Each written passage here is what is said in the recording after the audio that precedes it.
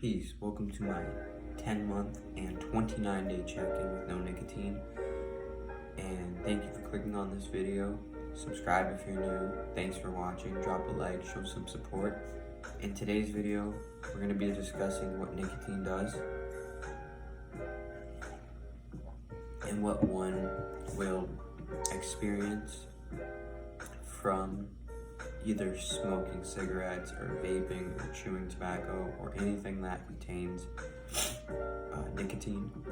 And starting off with mentally, nicotine is primarily used when you are mentally stressed, used to relieve a short-term mental stress, even though that only lasts for a certain amount of time. And soon enough, one will have to use that substance again. So it can be talked about it having mental benefits and mental strengths or mental benefits. Well, these benefits aren't that long lasting. And if you're just saying that, oh, it's good to help for mental stress, it's good for your mind, it helps you to somehow rewire the synapses in your brain and or help rewire or help your mentality basically to, in your mind, to think more clearly and to have more connections per se.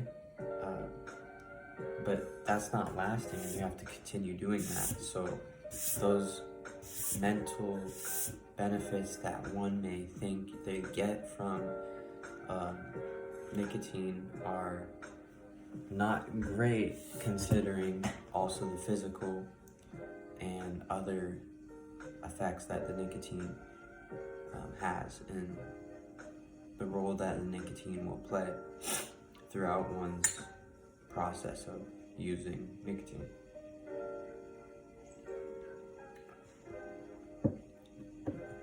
So used as a way of eliminating mental stress, as well as used as a way of ignoring certain thoughts that you may find triggering, and or insecurities, or thinking that you're not good enough, thinking that people expect a certain thing out of you, thinking that you have to continue backing and supporting and holding up this so-called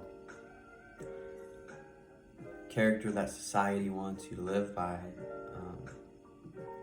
You may feel that pressure, and that's because there's an acceptance towards it in society, because it's become so popular and so used. It's more well accepted. The more people that partake in it, the more energy that's put into it and put into that industry and the way of how it's viewed by society. So you may possibly, after using nicotine, just want to continue doing it just because of the mental state of being it puts you in, and the thoughts that you get, and the thoughts that you've structured around it. For example, oh, this is something that's so-called good for me. I've heard, even though it's bad, it's not as bad as smoking cigarettes, and I'm talking specifically about vaping. If you're into vaping nicotine specifically, you can't just say, oh, it's a lot better than smoking cigarettes, and then that's something that you've told yourself, that's something that you've had the thought of reinforcing that negative action and reinforcing that behavior and that addictive cycle that you are currently in.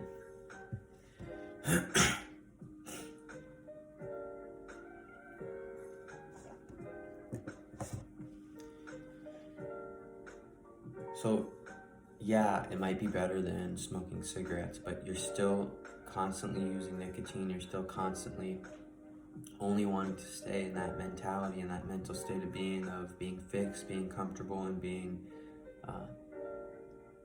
and including the same actions and same behaviors, and basically stay that way. And nicotine will do that for you, because it's going to give you that comfort. It's going to give you kind of feel protected mentally, because you're reinforcing your thoughts, you're reinforcing the way you use your mind in a way where you view the nicotine as something that's beneficial to you. So that's going to have its effect on the mental state of being, as well as not just those thoughts that I was talking about, how they validate this addiction for you, but also the ones that are about, is this something that's good for me? Is this something that's going to affect me? Am I doing this too often? Is it becoming something where I'm attached to it and I cannot go without it in any way? And you start to develop a dependency towards it, to where, personally speaking, I felt that mentally, as long as I had it, this physical device, this addiction, as long as I had it with me, I felt mentally I could have no problems, Although that's not true. I could get a headache still, just like if I wasn't doing nicotine. When I was doing nicotine, I could still get a headache. Anything could have happened. I could still get frustrated. It's just you feel that you're dependent on the process of letting the nicotine specifically de-stress you. And that's what happened when it comes to what nicotine did in my reality, mentally.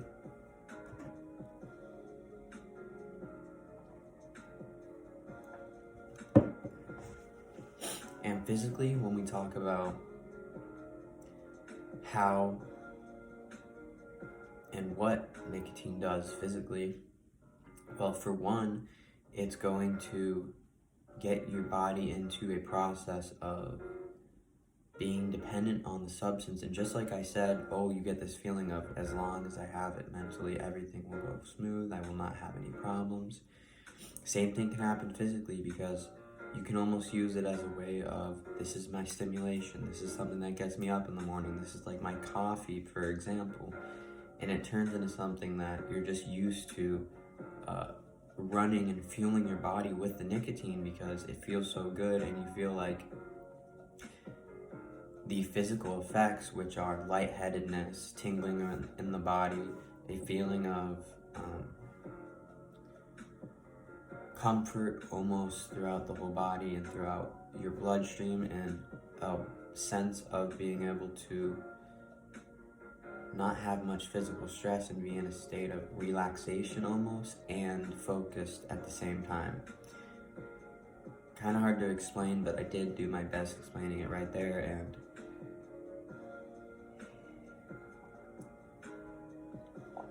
once you physically are into that rhythm of using it to help you, using it to help you recover, using it after working out, bringing it with you during the workout, I've seen actually people that at this old gym I went to, that they would have their vapes like in their pocket, in their hands while they're working out, and be hitting it in the gym.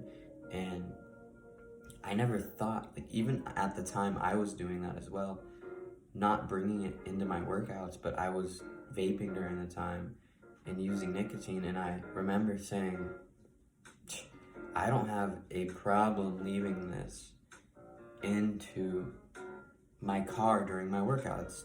Hour, 15 minutes, 45 minutes, an hour and 15 minutes was sometimes back then when I was working out. And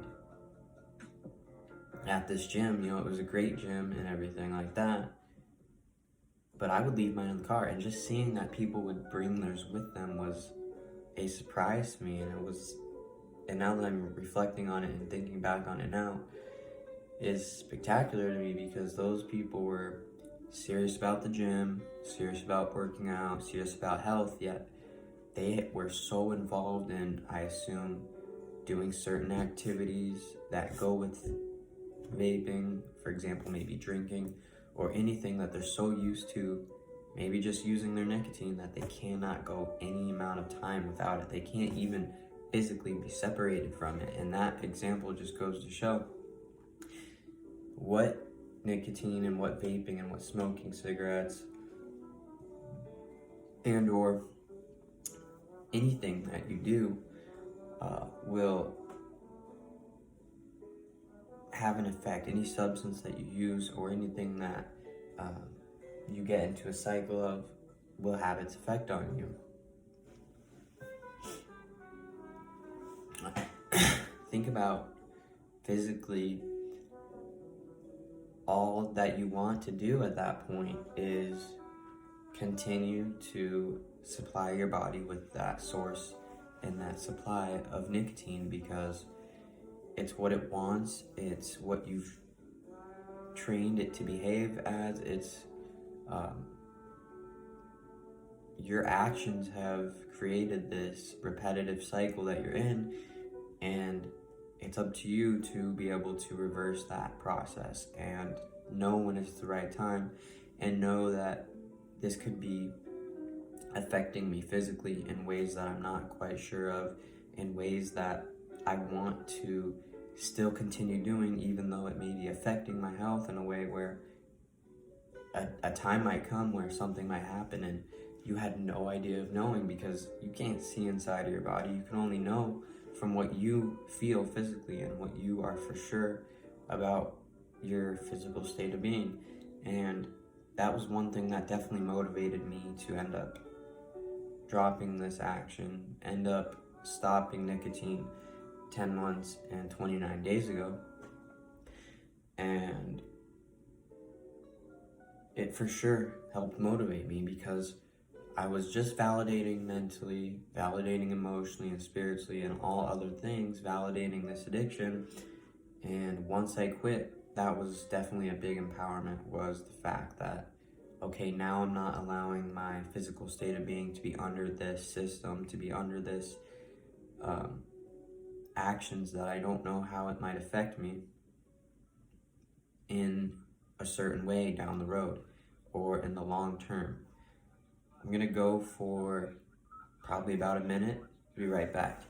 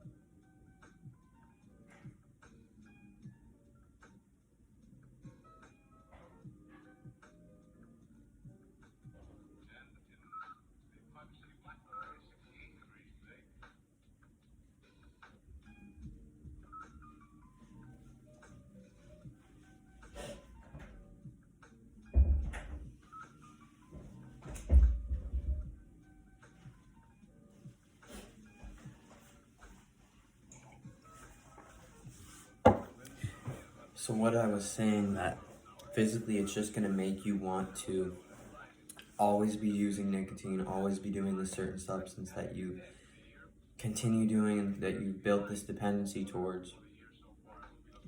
And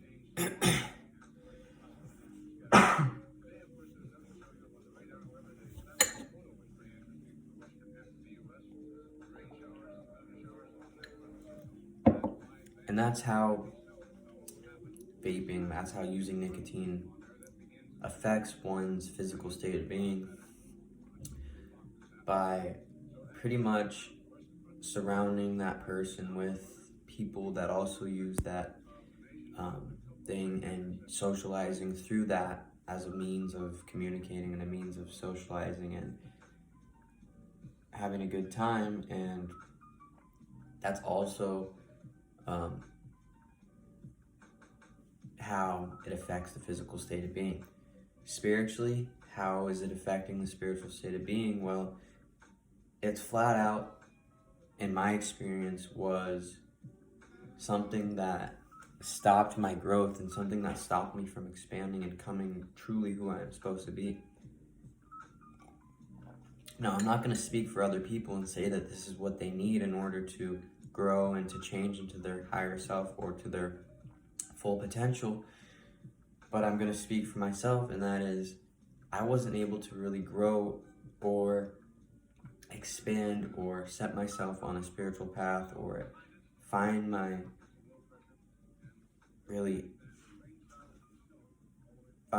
calling, find my spiritual gifts, until I realized and I took back my power.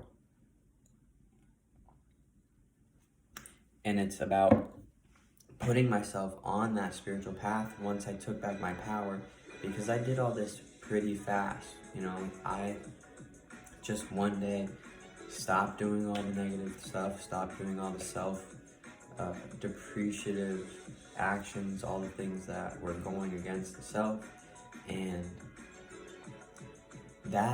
doing that put me on the spiritual path of separating myself from this past and from this past life that I lived, and then detaching me from this past role and this past path that I was on, and bringing and ushering me into a new era, into a new spiritual state of being and a spiritual existence in my life that I don't think would have happened had I looked inward and realized that what I needed to do in order to grow, and what I needed to cut off, and what I needed to change about my reality in order to experience another spiritual awakening. And during the times of my youth, you can still be spiritually awakening, and substances are not a direct link to being spiritual, but they have ways of connecting you to the spiritual world. And it just doesn't mean that, oh, because you do this, oh, you're all of a sudden spiritual. No, it's about how you do it, not what you do, in that regards to how it could be affecting your spirituality. But that's what was needed for me in order to create that and manifest another spiritual awakening, and something that was going to put me on a spiritual path of a lifetime and of my lifetime.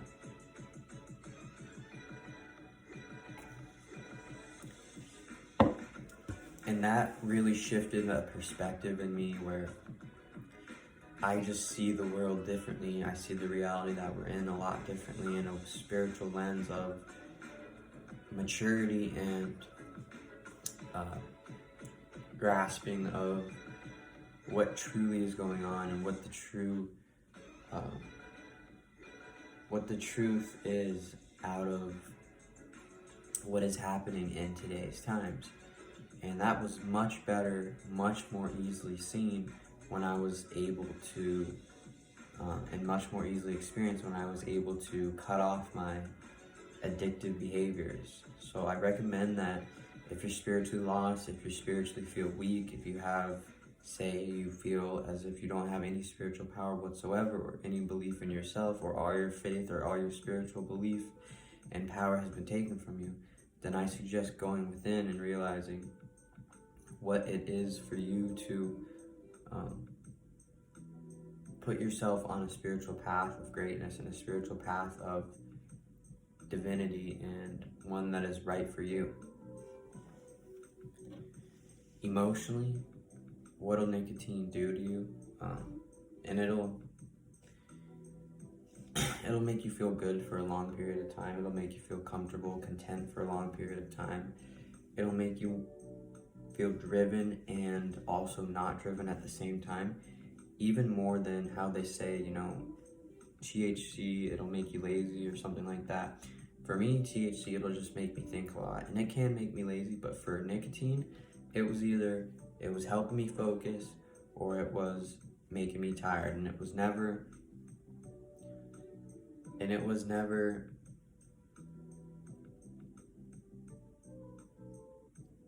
a unpleasant experience emotionally, which really validated and reinforced the behavior, because I didn't think it was negative emotionally. So I wasn't experiencing negative emotions when it came to every time I was using this product, every time I was using this substance. So emotionally, it can be blinding, and it can be emotionally dampening and emotionally numbing, to where you're not even experiencing your correct emotions and the feelings that you should be, because it's GMO'd and it's dependent on this addiction. It's dependent on this external device that you become attached to, and now that's the way you view your emotional state of being. That's the way you derive feelings in your reality, and that can be very misguiding and very